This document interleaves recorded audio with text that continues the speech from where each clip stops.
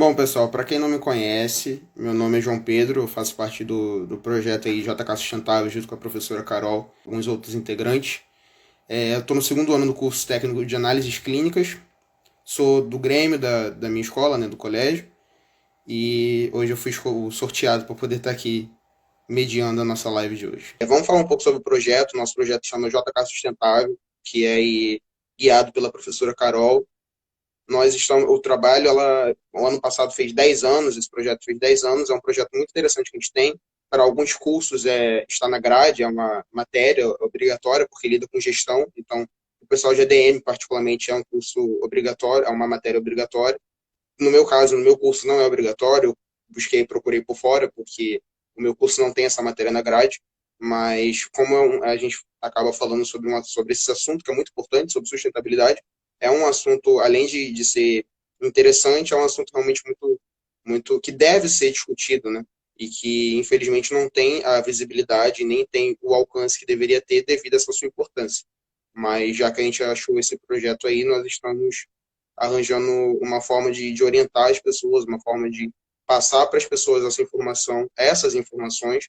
E aí, esse ano que a gente está meio afastado da escola, nós estamos tentando dar um jeito, mesmo com todas essas adversidades.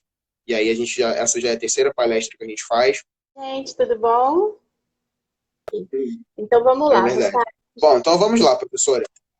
Como foi dito, o tema da nossa live é sobre o solo, né? Sobre como nós humanos utilizamos o solo para poder produzir aquilo que a gente precisa, para poder produzir o que a gente demanda. E é um processo longo, é um processo demorado, é um processo que no século que a gente está é tecnológico, mas também temos a questão do uso de químicos, né? Que são os agrotóxicos e que acabam, enfim, não é bom por um lado, mas é péssimo por outro lado. Então, eu gostaria de saber, professora, se tem como a senhora explicar para a gente de uma maneira rápida qual a importância do solo, né? Qual a dinâmica de uso do solo e principalmente qual a composição do solo. Bom, vamos lá, gente. Então, assim como a live que a gente falou anteriormente, que a gente falou sobre água, e água, assim, é gritante, né? Sem água não tem vida. Obviamente, Uhum. sem o solo também não tem, porque a gente, né, não produz o nosso próprio alimento e a própria planta precisa dos nutrientes que estão no solo. É, então, acho que uma das coisas mais importantes para a gente falar sobre essa questão da dinâmica do solo é que os elementos que compõem ele são elementos cíclicos, né? Aquela máxima de Lavoisier, que na natureza nada se perde, nada se cria, tudo se transforma, né? Então, é importante a gente entender que existe esse processo cíclico no solo, os componentes que deles têm, né? Os componentes minerais, os componentes orgânicos, é, eles são cíclicos, mas dependendo da maneira como a gente faz o manejo desse solo, a gente acaba fazendo com que esses componentes essenciais para o desenvolvimento das plantas ele se perca, principalmente com a lixiviação, né? Com a chuva que cai e arrasta esses nutrientes todos para algum corpo hídrico e leva, enfim, então esse solo vai ficando pobre, né? E para algum lugar está indo esses componentes, mas o retorno dele não é tão simples assim, dependendo do manejo do uso que a gente faz desse solo, né? Então, ao Uhum. explorar uma área agricultável, ou seja como for, né, ou ao manejar uma área, a gente tem que entender qual o processo que a gente utiliza para a gente promover esse movimento cíclico naquele mesmo espaço e não que esses nutrientes, esses componentes se percam a ponto da gente deixar ali uma terra infértil, uma terra improdutiva, né, e que vai demandar um esforço energético muito grande, de repente, para a gente recuperar, se a gente conseguir recuperar. Entendi, entendi. Então acaba que resumindo, né, a composição ela acaba sendo cíclica, porque varia muito de acordo com o período do ano, vamos dizer assim, se estamos em estação de chuva, se é época mais quente, é isso. Não, na verdade, sim, ela é cíclica numa situação natural, vamos supor. Então, a gente está em um solo, que existe ali uma vegetação que é sobre esse solo. A partir dessa vegetação, né, as folhas caem, formam uma camada que a gente chama de serrapilheira, que é uma camada de Uhum. matéria orgânica que tem nesse solo, que vai se decompondo e vai compondo esse solo, né? Vai fazendo Uhum. parte desse solo. Ao mesmo tempo, o enraizamento das árvores permite uma oxigenação. O próprio processo de respiração e de fotossíntese da planta faz com que a gente incorpore nesse solo também o carbono. principalmente o nitrogênio, né, que é um componente essencial ali, que está ligado às bactérias que estão ali por conta dessas plantas que também estão ali. Então, na verdade, está tudo interligado. A partir do momento que a gente faz um uso intensivo desse solo com técnicas inapropriadas para que esse movimento cíclico se mantenha, a gente vai perdendo de maneira muito rápida os nutrientes que estão ali disponíveis e a natureza não consegue repor na mesma velocidade. Então, esse solo se torna pobre. E a partir do momento que ele consegue cada vez menos sustentar a vida ali, sustentar as plantas, eu diminuo essa camada de serrapilheira, eu deixo esse solo mais exposto à ação do sol, eu deixo esse solo mais exposto à ação da chuva, que vai vir forte, vai carregar esses componentes do solo. E ele não consegue se recuperar, vamos dizer assim, né? Sem que a gente tenha uma interferência que demande uma energia muito grande para a gente conseguir a recuperação, ou muito tempo, né, para a recuperação desse solo. Deu para entender? Entendi. Então, no fundo, não deixa de ser um ciclo, né? Agora, professora, o nosso país é um país muito extenso, né, em questão territorial. Tanto em palavras grosseiras, tanto para cima quanto para os lados. É um país muito extenso, é um país com um litoral muito grande e etc. E dentro da nossa história, a gente vê que há uma conduta de uso muito grande, muito ampla do potencial do nosso solo. E, recentemente, esse potencial ele tem sido mais explorado ainda. Então, tem como você falar para a gente qual que é o modelo de produção dentro do nosso país?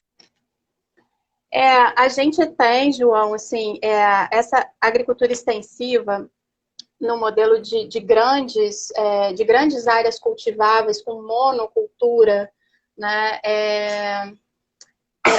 A gente mudou, na verdade, né, o sistema de produção agrícola para algo que a gente considerava assim, de produção de alimentos, né, para fornecer esses alimentos para a população, para esse modelo de agronegócio que, na verdade, transformou a cultura agrícola num commodity.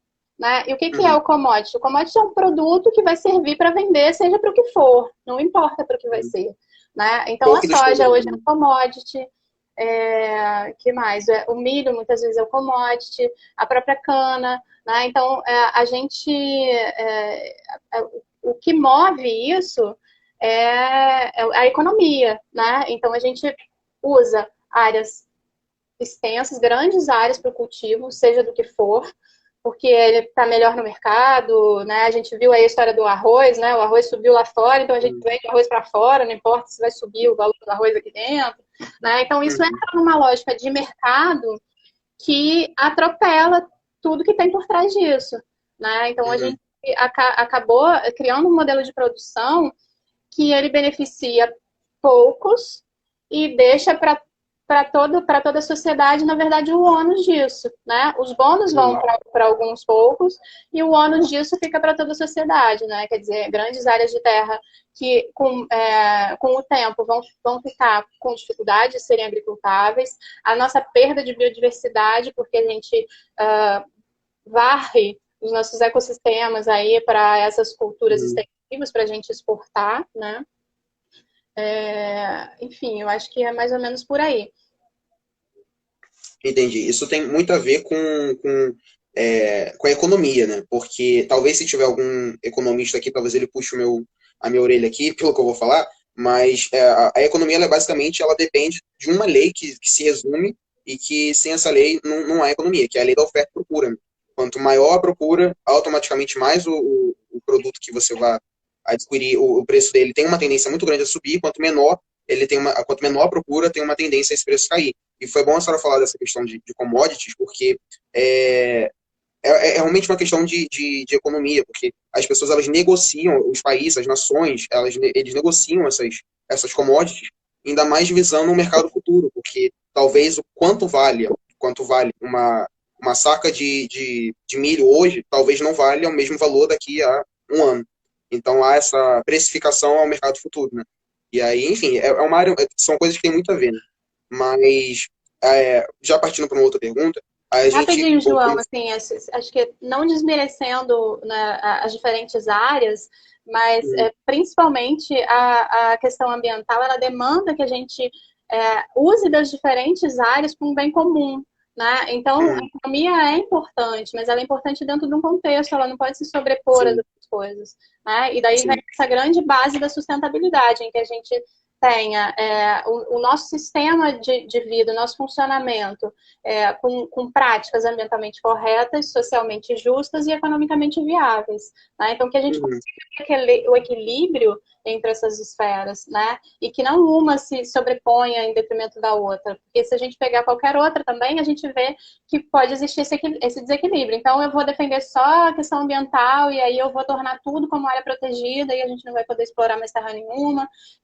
Uhum. E a gente, na verdade, isso vai trazer, vai desencadear problemas econômicos e sociais muito grandes. Então, a gente tem que saber equacionar tudo isso. Uhum. E tem interligadas, integradas, que vão trazer para a gente um modelo que seja sustentável, né? Uhum. Entendi, correto.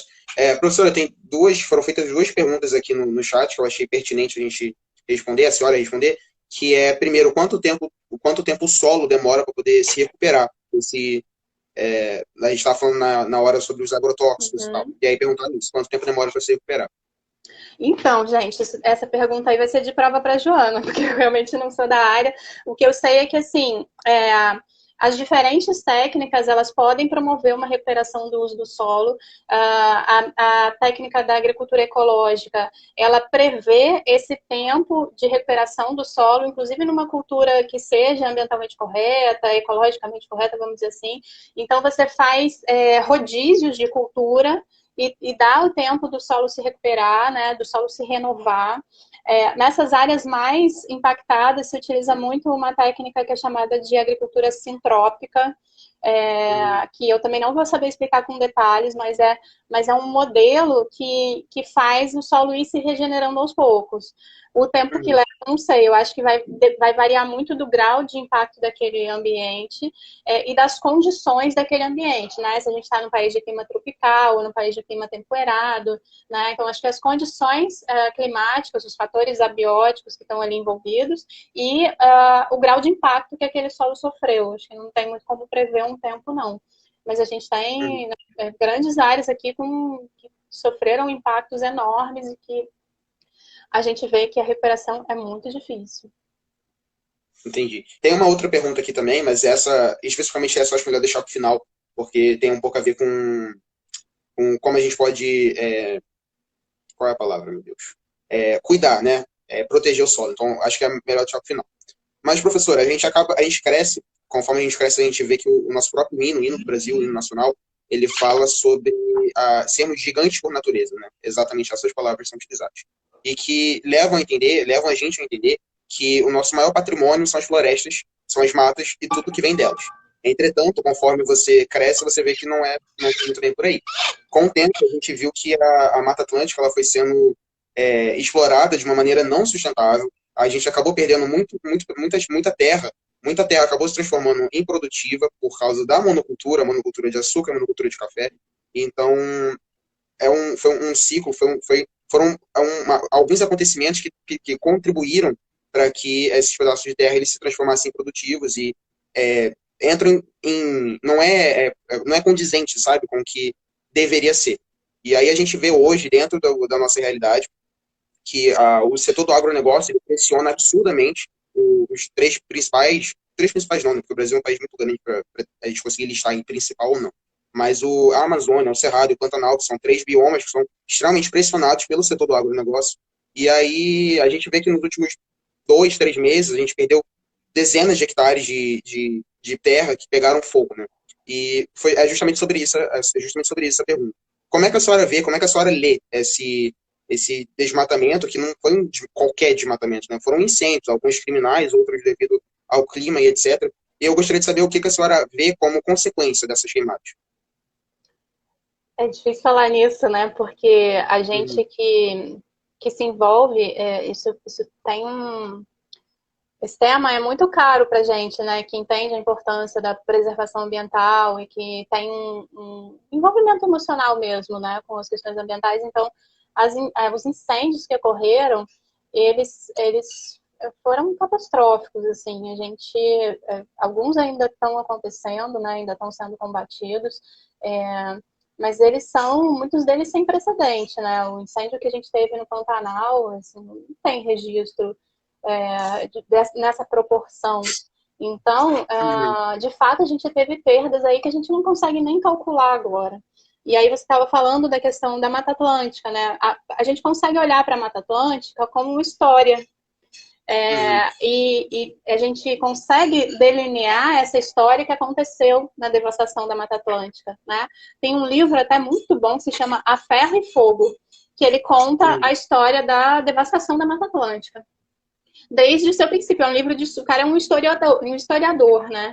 Então a gente consegue olhar para trás e enxergar e ver que de fato aconteceu isso, né? A gente teve uma exploração tão intensiva nessa região, né? Inicialmente a exploração da própria madeira, depois a exploração da terra em si para cultivar monocultura, depois a exploração para a nossa própria ocupação mesmo, né? A maior parte da população brasileira reside nessa região e cresce cada vez mais próximo ao litoral.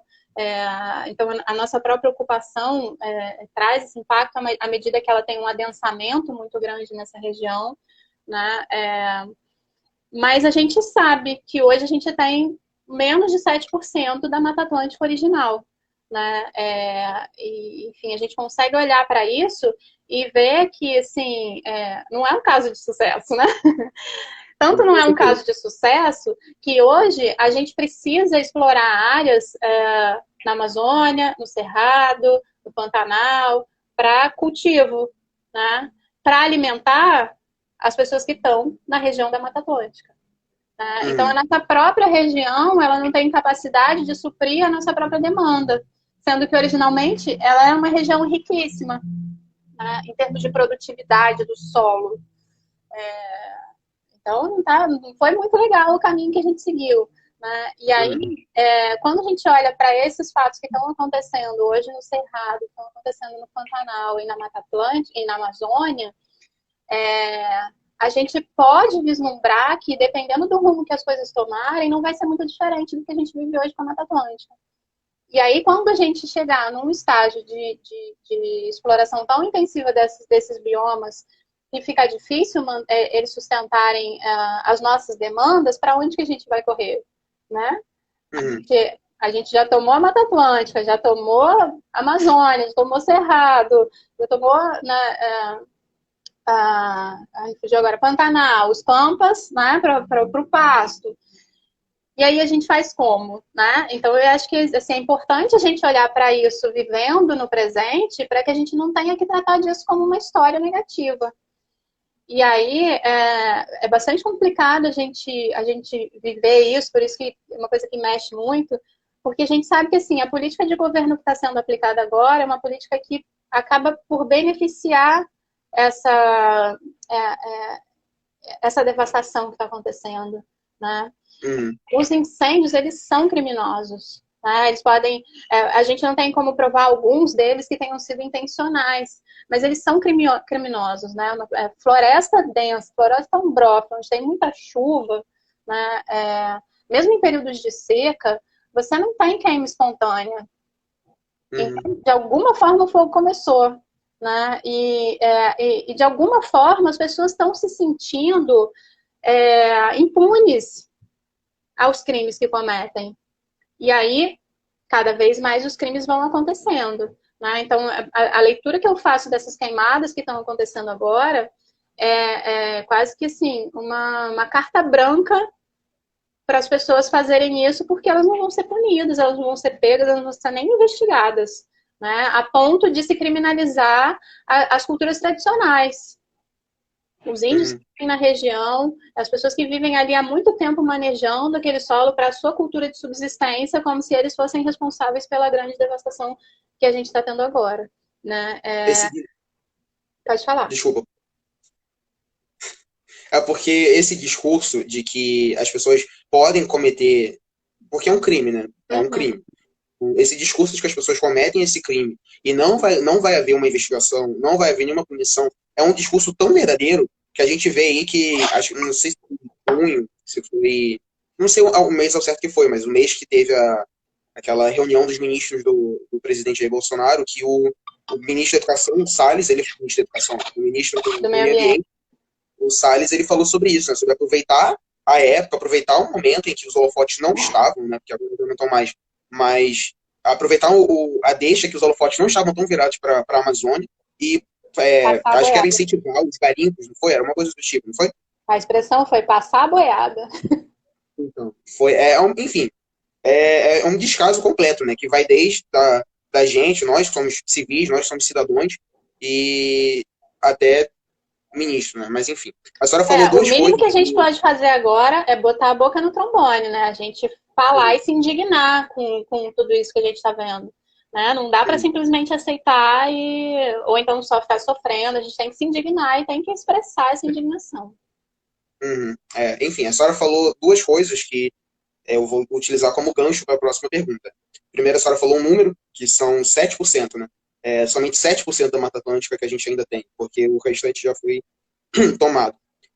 Agora, um outro número que eu trago para a senhora é que 75% do que chega à casa, à mesa das pessoas, em questão a nível do que se planta, esses 75% desses, né, 75% vem de agricultura familiar. Então, é a pessoa que produz para ela mesma e para a família dela. Né? E no Brasil, hoje, a gente tem uma necessidade, não vou dizer cultura, vou dizer necessidade, que é, na verdade, uma necessidade da nossa espécie, né? Que é a produção em escala, uma produção em larga escala, porque são 200 bilhões de pessoas, 200 milhões de pessoas. Então, é muita gente para alimentar, então precisa produzir em larga escala.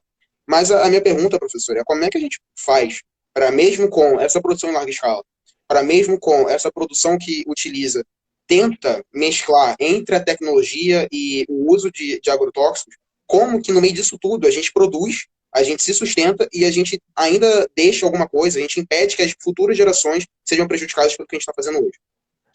Olha só como é que é importante a gente ter informação, né, João? Hum, É, quando a gente tem acesso a essas informações e compara, fica tão estranho a gente aceitar um discurso padrão, né, esse discurso que vem pronto para a gente, que a gente precisa produzir em larga escala, e a gente precisa usar o agrotóxico para produzir em larga escala e por aí vai. Esse dado que você trouxe é um dado fundamental da gente trabalhar, que é o uhum, seguinte: 75% do que chega nas nossas mesas, nos nossos pratos, no meu, no seu, de todo mundo que está assistindo a gente, em média, é claro, vem da agricultura familiar. Vem de uhum, pequenos produtores. Vem de produtores que utilizam, né, que têm pequenas propriedades e manejam essa propriedade para que ela sempre seja agricultável. Ele só tem aquele pedacinho de terra, ele não tem, né, vastas propriedades, não tem equipamentos de cultivo extensivo. Né? uhum, Então, a maior parte do alimento que chega no nosso prato vem de pequenas propriedades que ocupam a menor parte das terras agricultáveis do país. Então, será que realmente a gente precisa de agricultura em larga escala com uso de agrotóxico extensivo, né? Com uso excessivo de agrotóxico? O dado contrário eu não sei não, tá? Mas é mais ou menos como assim: 75% do que chega na nossa mesa para nossa alimentação vem da agricultura familiar, que ocupa, vamos dizer, 25% das áreas cultivadas, né? uhum, Porque o resto tudo é commodity. E se é uhum, commodity, não é para produção de alimento, é para o que for, né? É para combustível, é, é para a indústria de ultraprocessados, né? Que em alguns casos a gente nem pode chamar direito de alimento, mas enfim, esse dado ele mostra para a gente, então, que na verdade é muito factível a gente fazer o contrário. A gente uhum. não produzir em larga escala e não precisar do uso excessivo de agrotóxico, de veneno no nosso cultivo. Entendi.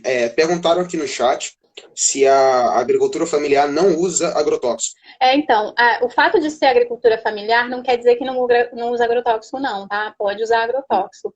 Mas quer dizer que não é uma agricultura, uma monocultura, por exemplo. O cara tem uma pequena propriedade, nessa pequena propriedade ele produz tanto o alimento dele, quanto ele produz alimento para comercializar, para o sustento dele. né? Então, não é uma monocultura, é uma cultura variada e que, naturalmente, o fato de ter uma cultura variada já diminui as pragas. Quando você tem uma monocultura, a sua cultura é muito mais vulnerável ao ataque de Uhum. pragas. E aí isso faz com que você, né, demande desse uso excessivo de agrotóxico para combater essas pragas, né? A agricultura familiar, em muitos casos, usa agrotóxico? Sim, usa, mas pode não usar a partir do momento que ela utiliza uma técnica de agroecologia. Tá? Aí é uma Uhum. questão da gente incentivar, da gente ter políticas de incentivo para que esse agricultor familiar faça a transição do modo de cultivo dele convencional, com uso de agrotóxico, para um modo de cultivo baseado na agroecologia, tá? Que não tem o uso de agrotóxico, não tem o uso de adubo químico, e que entende esse processo cíclico, essa integração entre os diferentes elementos daquele ambiente para que ele se renove automaticamente. E seja saudável, né? Vamos dizer assim, quando a gente tem um solo, um cultivo saudável, ele é muito menos suscetível à praga. E aí é como a gente, né? Quando a gente é saudável, Uhum. a gente precisa muito menos de remédio, né? Uhum. Uhum. Não Quando é a gente, verdade. quando a gente cuida da nossa saúde, a gente cuida da alimentação, a gente faz exercício, a gente tem uma série de práticas saudáveis, a gente não precisa de remédio. Uhum. A partir do É momento verdade. que a nossa saúde está debilitada, a gente tem que tomar lá os remedinhos para dar conta, né, da nossa rotina, da nossa manutenção. É verdade. O nosso chat aqui, professora, também tá bombando, porque tá cheio de informação legal. Primeiro que a professora Daisy me lembrou, porque eu sabia, mas eu tinha esquecido, que no Brasil existem agrotóxicos que são liberados para a gente, mas em outros países, em outras nações, estão proibidos. Inclusive, eu vi essa semana uma notícia, na verdade, eu vi hoje que essa semana foi liberado mais um agrotóxico e que só foi liberado aqui. Em outros países não há legislação que aceite esse tipo de agrotóxico, né? Só aqui no Brasil. Já A a gente professora falou, teve, a gente teve, a gente teve desde o do governo Temer, e se estendeu para o atual governo a liberação de centenas de agrotóxicos que já eram proibidos anteriormente e passaram a ser uhum, liberados. A gente tem um caso muito emblemático, que é o uso do DDT. O DDT, na década de 70, tem uma pessoa, eu esqueci o sobrenome dela agora, Raquel. Daqui a pouco eu lembro, mas ela escreveu um livro que é clássico, assim, com relação às questões ambientais. Quem trabalha com meio ambiente, educação ambiental é clássico. Se chama Primavera Silenciosa. E aí esse uhum, livro é uma das primeiras denúncias aos males que o agrotóxico traz para a gente, ainda na década de 70. E ela expressava justamente a questão do uso do DDT. Né? E o nome é Primavera Silenciosa porque esse agrotóxico, ele impediu, se descobriu um sistema, na verdade, que ele causava, que impedia o desenvolvimento das larvas de borboletas. E uhum, eram borboletas que, no seu período reprodutivo, esse processo era muito barulhento, né? Tipo cigarra, né? Que faz um barulhão para fazer a muda e tudo mais. Então, isso uhum, acontecia. E, na verdade, como o DDT veio varrendo tudo, né? E causando um impacto enorme, especialmente sobre essas espécies de borboletas, aí ela deu o nome de Primavera Silenciosa. A partir desse estudo dela, a gente não, né? Os Estados Unidos decretou a proibição do DDT e aí se descobriu, na verdade, uma série de males que se desencadeava na saúde com relação ao uso desse agrotóxico. E aí ele começou a ser proibido em outras partes do mundo. A gente foi um dos últimos países a proibir o uso do agrotóxico, né? Alguns países na África ainda usam o agrotóxico, por exemplo, para combater a malária, porque o DDT, né? Porque aí ele elimina os insetos e tudo mais. Mas aí, na verdade, você vai matar os insetos, vai matar as pessoas juntas, com todos os males. é, Então, essa questão da liberação do uso de agrotóxicos é algo muito sério que a gente não pode deixar passar em branco. Né? A gente tem, por exemplo, uma empresa chamada Monsanto, que produz determinados agrotóxicos e que produz sementes transgênicas e que vende esse modelo para a gente, né, de que é necessário a gente ter grandes áreas cultiváveis para acabar com a fome no mundo e, né, que trouxe esse discurso que a gente vê que não se sustenta quando a gente vai investigar. E que, na verdade, a Monsanto ela produzia arma química para a guerra. Uhum. E quando a Segunda Guerra acabou, por exemplo, ela não tinha o que fazer com aqueles produtos químicos que ela desenvolvia, e aí ela transformou isso em agrotóxico. E começou a Caramba. viver com esse discurso de que precisava se produzir alimento em grande escala para alimentar a população mundial.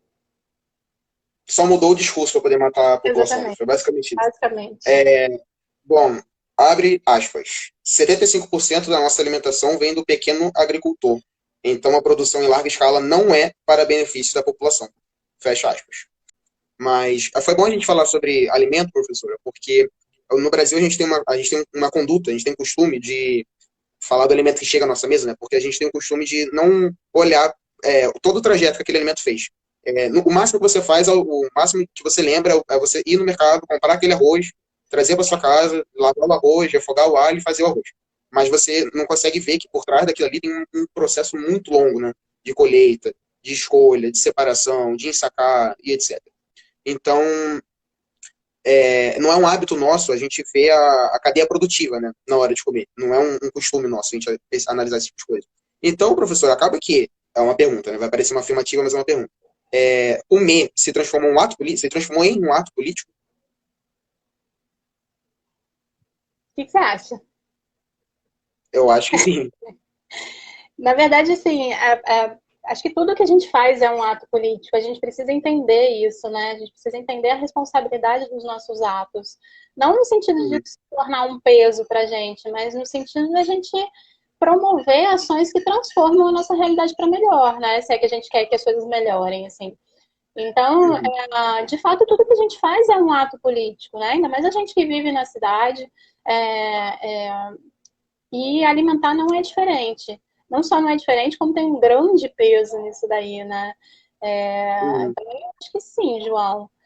Alimentar é um ato político e a partir do momento que a gente entende esses processos, né, de produção de alimento e que a gente, às vezes a gente não tem, mas é importante a gente buscar acesso a, a, a esses alimentos que são produzidos de maneira diferente, de maneiras mais ambientalmente corretas, ou não, assim, na verdade, inserir pequenas atitudes que a gente sabe que são positivas no nosso ato de se alimentar.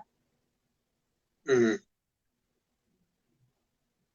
Entendi, entendi. Bom, agora a cereja do bolo. Eu vou contar uma história para a senhora, que acho que a senhora já deve saber, porque por causa dos nossos encontros, né? Mas a minha mãe, ela é uma pessoa extremamente fitness. Mas muito, muito, muito, Fitness? muito. Não, não sabia. Oi? Eu não Fitness? falei isso pra senhora, não? Não. Nossa, eu acho que é por causa da idade. Aí vai chegando uma certa idade, os problemas vêm junto. Aí ela tá tentando mudar o estilo de alimentação dela. Mas enfim.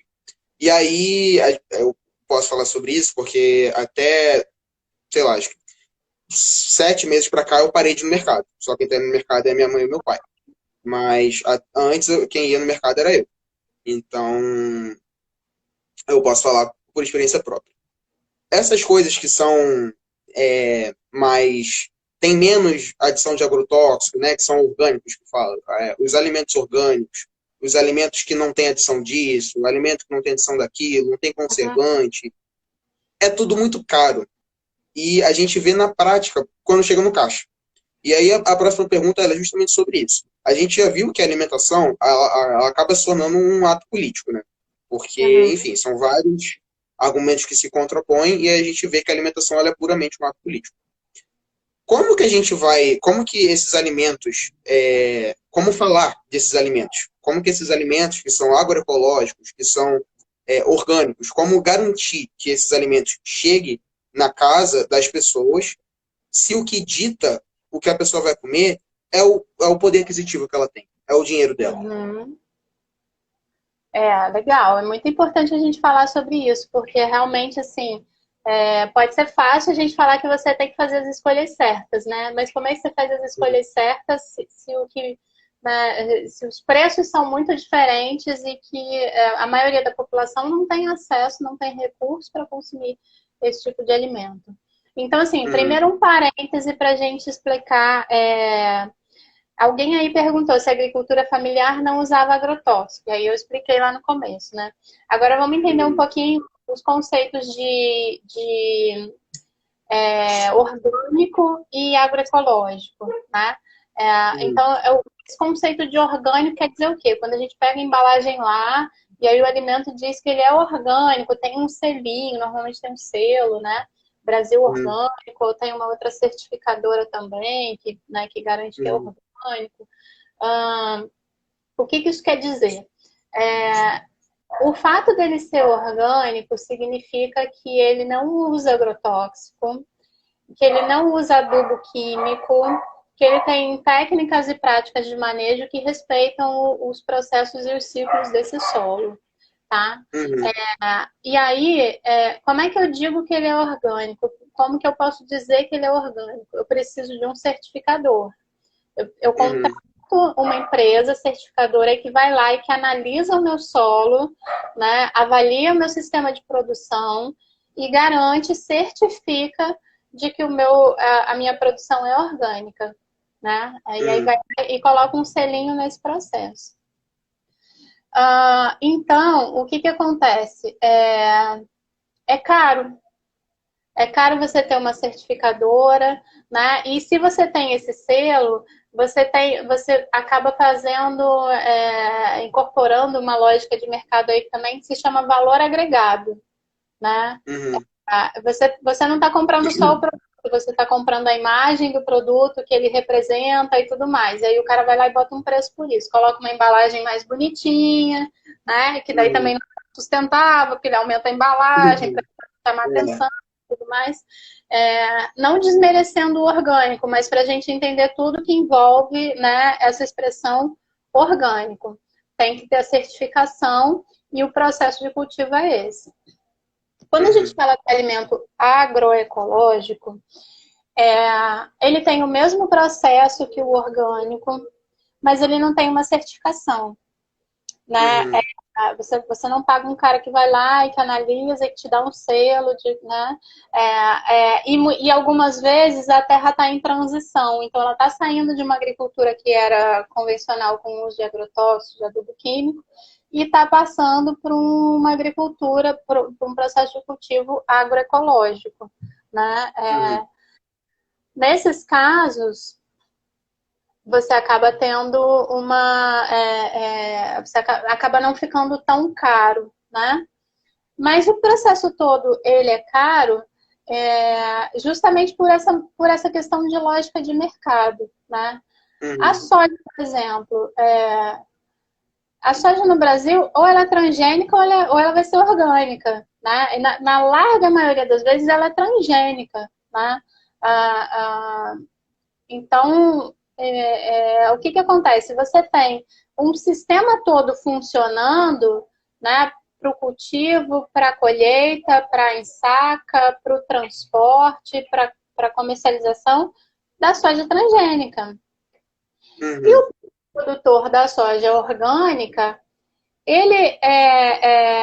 o custo que vai envolver esse processo dele vai ser muito maior, não necessariamente o custo de produção, mas o custo de ser uma colheita diferente, não tão mecanizada, o custo de ser um transporte, um sistema de transporte muito localizado, então muito pontual, então você acaba não tendo escala de produção e, né, voltando à Uhum. questão da economia, do mercado, se você não tem escala, o preço ele acaba sendo mais alto.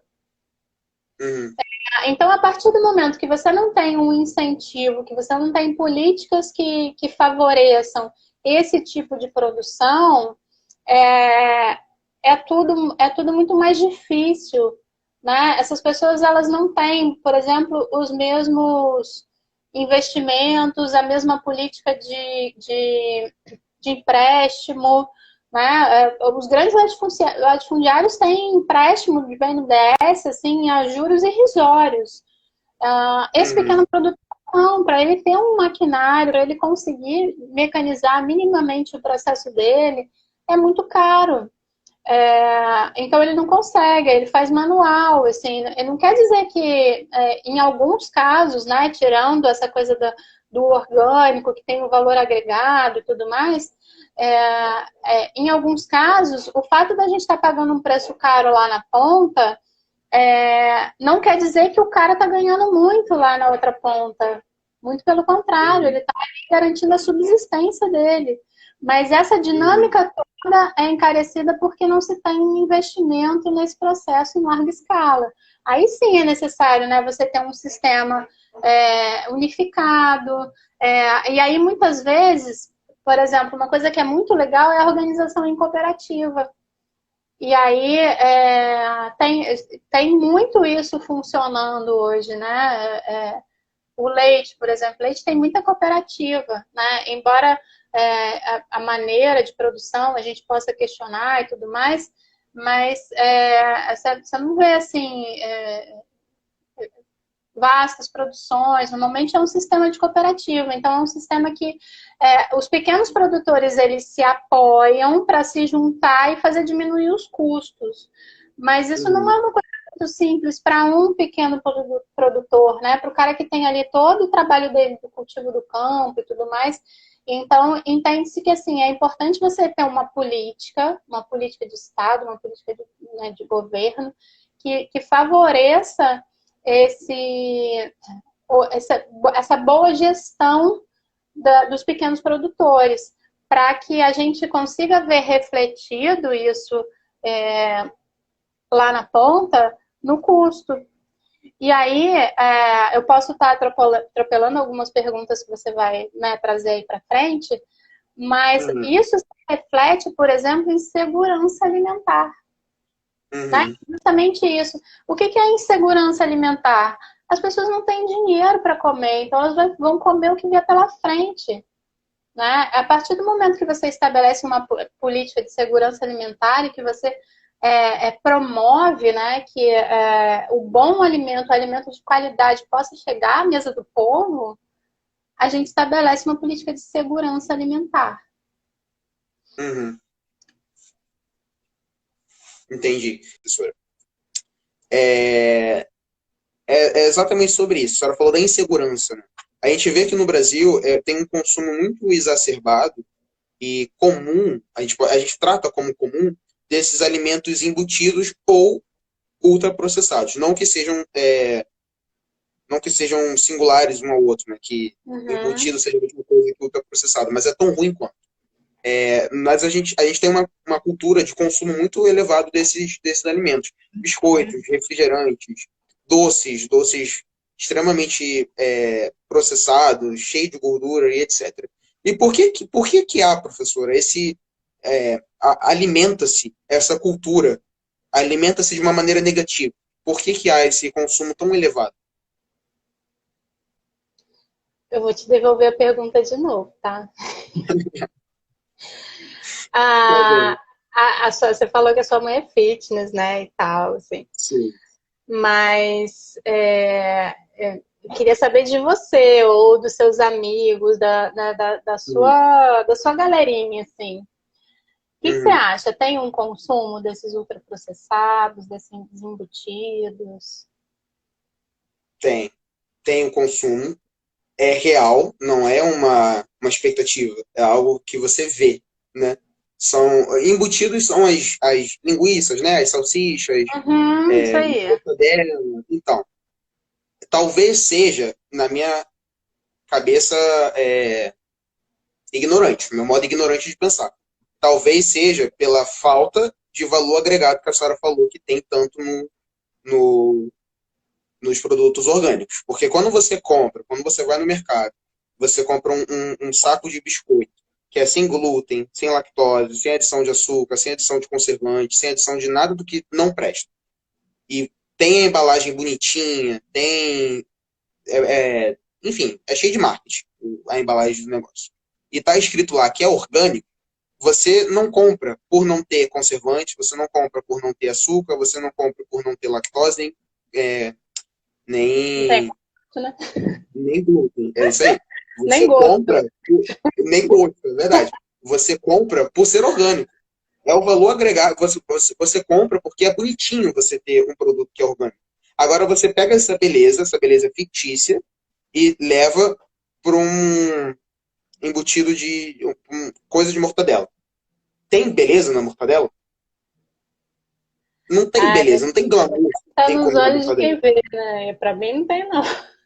Sim, então, é exatamente. Óbvio que varia da, de caso a caso, né? Cada caso é um caso. Mas dentro de uma estrutura de marketing, vamos botar aí, eu não deveria estar falando disso porque eu não sou, não é nem o meu curso, eu sou da área da saúde, eu estou falando de ADM. Mas tudo bem. Não se vende. Não vende, sabe? Uhum. Você não vai vender um saco de quilo, não sei nem, uma peça.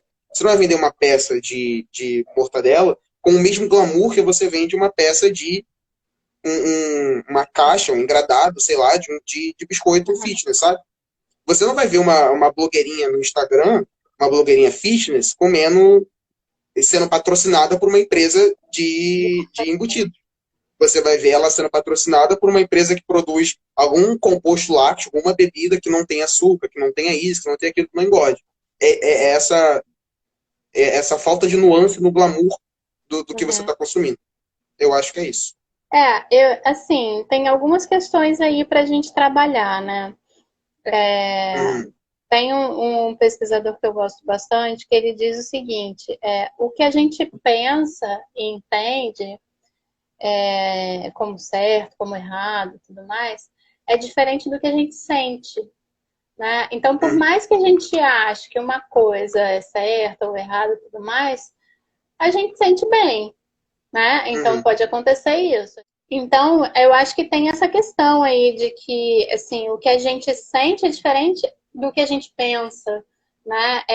E leva um certo investimento aí para a gente chegar nesse encontro do que a gente pensa para o que a gente sente, né? E uhum, tem uma coisa de paladar muito envolvido nesse tipo de alimentação, né? Tem uma substância, uhum, por exemplo, que é o glutamato monossódico, que ele vicia o paladar.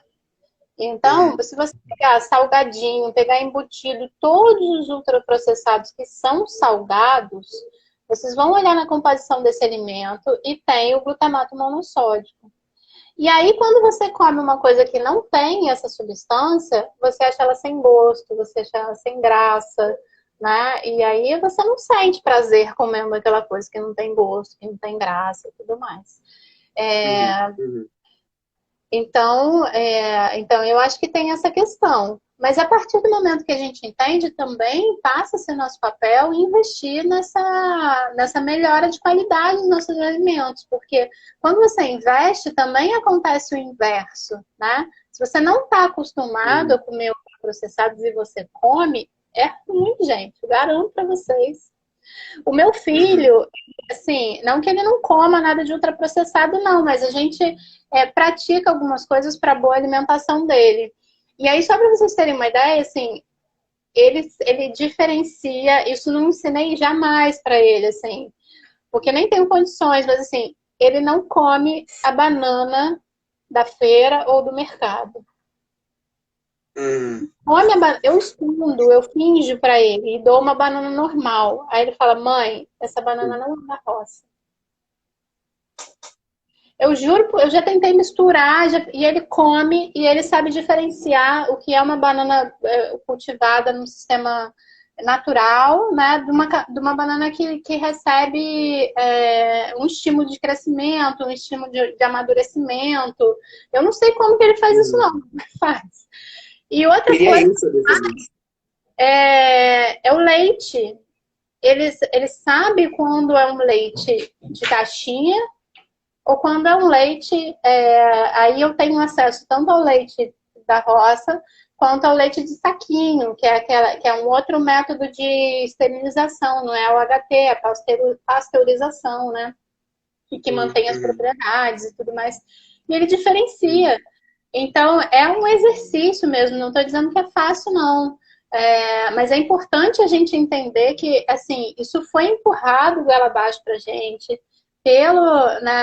pelo mercado de fast food, principalmente, né, pelos grandes produtores aí desses alimentos industrializados, desses embutidos. Eles venderam essa ideia para a gente, aí a professora Sandra botou que, por exemplo, a Sadia põe glamour nos produtos dela, né? O marketing uhum, vem forte, vem pesado para o consumo desses alimentos. A gente tem, inclusive, uma batalha judicial muito forte para que isso seja proibido para as crianças, tanto de consumo de alimentos como de brinquedo, né? E aí tem um filme muito interessante que se chama... como é que é? Peraí que eu vou lembrar agora. Criança, a alma do negócio. E aí eles fazem entrevistas com diversas crianças e mostram alimentos para elas, frescos, in natura, né? Então mostra o chuchu, mostra a batata, mostra a berinjela, mostra diversos alimentos e que elas não reconhecem e não sabem nomear. Em contrapartida, quando mostram os ultraprocessados, elas sabem o nome de absolutamente tudo, né? Então essa prática perversa também da propaganda, de se vender aquilo que, né, que se quer vender e não o que é bom para a gente consumir, é importante a gente estar sempre questionando, mesmo que a gente entenda que a gente está imerso nessa cultura, que a gente nasceu já nessa cultura, né, do consumo excessivo de carne, da valorização do consumo de carne, dos ultraprocessados, dos embutidos, tudo mais. Não é para a gente se cobrar de ser assim, mas é para a gente entender, né, que a gente pode caminhar para algo diferente. E deve, verdade. Professora, para terminar, a última perguntinha. Qual que é o papel do Estado nisso tudo?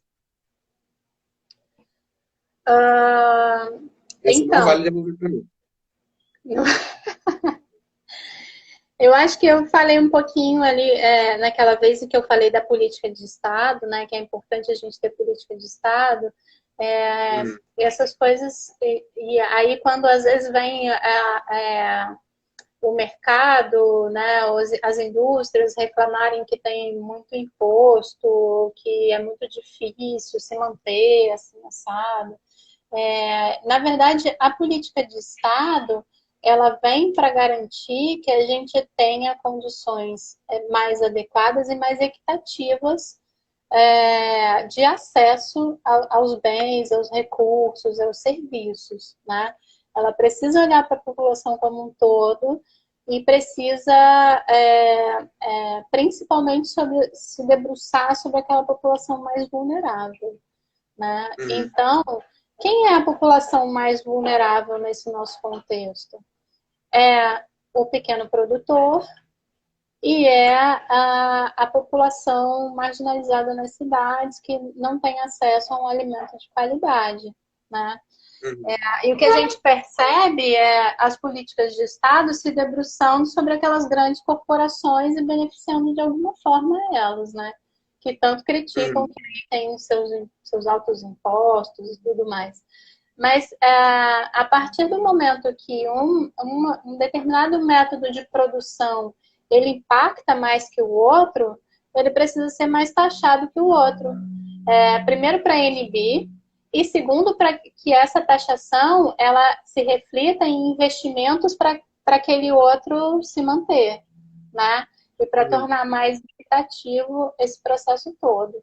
Então, eu acho que o papel do Estado ele vem nesse sentido, de regular essas políticas, né? De promover e de regular essas políticas para a gente ter mais equidade, para a gente ter... a gente fala de distribuição de renda, né? Mas, na verdade, é distribuição de tudo. De acesso à água potável, de acesso a um alimento de qualidade, né? De acesso a um solo fértil. Então, o governo ele tem esse papel de gerir esse sistema como um todo, para tornar mais equitativo, mais igualitário a, a vida, né? Enfim, a vida de todo mundo. E aí, existem algumas políticas, algumas também estão sofrendo desmontes, tá? Mas existem algumas políticas que foram estruturadas. E aí, assim, nessa hora eu queria que a Joana estivesse aqui, porque eu acho que ela teria muito mais dado para trazer para a gente. A gente pode puxar isso dela, né, offline, fazer vídeos, enfim. Mas, por exemplo, existe uma legislação que diz que as pessoas que fornecem merenda escolar, por exemplo, que uma porcentagem dessa merenda escolar, desse alimento, tem que vir da agricultura familiar. Então, quer dizer, é uma política de Estado que Isso é uma beneficia lei. esse produtor. É uma lei. Mas eu não conheço Tá. ela muito bem, assim, Joana que saberia dizer melhor sobre isso. Uhum. Quer dizer, mas é uma lei que faz com que você beneficie esse pequeno produtor, né? E, na verdade, esse olhar, ele é um olhar que beneficia todo mundo, porque a partir do momento que você consegue sustentar o pequeno produtor no campo, ele deixa de fazer pressão na cidade, que já é uma região que sofre muita pressão, né? Em contrapartida, Uhum. se você tem as monoculturas, os grandes latifúndios, quase você não tem pessoas, porque é tudo mecanizado. Então, as pessoas que antes viviam ali, elas deixam de ter o sustento naquela região e vão para a cidade. E vão promover mais pressão, e vão promover mais impacto, né? Então, a política de Estado, ela precisa também se debruçar sobre essa permanência do homem no campo, né? Meios de viabilizar e de estimular, né, que as pessoas... E tem muita gente que vem para a cidade que não vem porque quer, porque acha mais legal, Uhum. por opção, né? Que vem porque assim, elas têm uma afinidade com a sua terra. Né? Eu tenho um vizinho que é porteiro, que ele espera a aposentadoria dele, que vai ser daqui 5 anos, mas eu conheço ele já há 10 anos, e há 15 anos que eu conheço ele, ele espera a aposentadoria para voltar para a terra dele, no Nordeste. Uhum. Uhum. Porque lá ele não teve condições de se manter e ele veio para cá, né? Ele vai juntando o dinheirinho dele ao longo do ano e todo ano ele vai passar as férias lá e ele conta os dias Uhum. que ele vai se aposentar para voltar para a terra dele, né? Uhum. Será que a gente realmente precisa disso, né? Ou se a gente pode ter políticas que favoreçam, que beneficiam a permanência do homem no campo, nas suas terras de origem, na sua terra natal, né? E esse ciclo funciona muito melhor, né? Funcionaria muito melhor. Entendi. O que fica, né, é que isso tudo que a gente falou hoje é uma pauta que se subdivide em muitas outras, mas é algo extremamente necessário de discussão. É algo que a gente precisa discutir, é algo que a gente precisa, principalmente, exigir a participação do Estado nisso, né, no sentido de legislar mesmo. Mas, enfim, pessoal, chegou ao fim mais essa live nossa. Eu agradeço de coração todo mundo que participou, agradeço a professora por ter conseguido socorrer aí, porque infelizmente a Joana não pôde estar presente por dificuldade na conexão dela, mas de qualquer forma eu agradeço a ela pela disposição, agradeço a senhora, professora, tanto por estar aqui quanto por ter me escolhido para poder mediar, vamos dizer assim, a live, por ter confiado em mim. Então, muito obrigado a todo mundo que está aqui. E é isso, a gente vai continuar fazendo as nossas lives, vamos continuar falando de assuntos que precisam ser falados e vamos estar aqui para isso. Tem mais alguma coisa que a senhora queira falar, professor? Eu queria agradecer muito também, João. Poxa, assim, você prontamente aceitou. Eu acho que é fantástico a gente ter esse exercício, né, de você se colocar aí falando, né, quer dizer, tudo que a gente conversou, você Uhum, trazer para esse nosso bate-papo geral, né? Só uma coisa que eu estou trazendo, mas enfim, a gente foi construindo juntos. E aí eu queria uhum, aproveitar também para convidar todo mundo que está aqui. A gente tem feito encontros toda sexta-feira, às 10 horas. Essa sexta, excepcionalmente, talvez não tenha, porque a gente já está tendo esse momento agora, né? uhum, Mas toda sexta a gente tem os encontros às 10 horas e quando a gente retornar para a escola também, os encontros do JK Sustentável são abertos a todos os alunos da escola. E se por acaso uhum, a pessoa não consegue participar, ou pela questão de internet, ou quando estiver na escola, pela questão de excesso de matéria, de falta de horário, né, de encaixar, a gente tem uma série de ações que a gente desenvolve que dá para trabalhar no meio virtual, né, João? Muito obrigado, professora. Tenham todos uma Valeu. boa tarde. Tchau, tchau. Beijo, gente. Tchau, tchau.